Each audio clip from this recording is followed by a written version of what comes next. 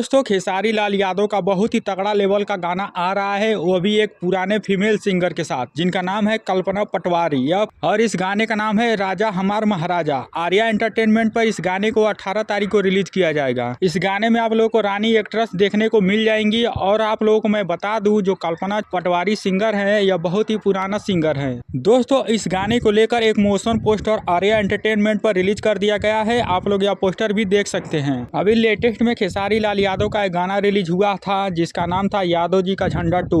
Best Bhojpuri channel पर इस गाने को रिलीज किया गया था। वह गाना जब से रिलीज हुआ है काफी ज्यादा तहलका मचा के रखा है। अगर आप लोग सुने हैं उस गाने को तो कमेंट बॉक्स में जरूर बताएं। और अगला गाना खेसारी लाल यादव का आने वाला है, तो कितना लोग एक्साइटेड है इस गाने को लेकर, तो आप लोग भी कमेंट में जरूर बता सकते हैं। और आप लोग हमारे चैनल पर नए हैं तो इस चैनल को सब्सक्राइब जरूर करें और इस वीडियो को लाइक करना ना भूलिएगा।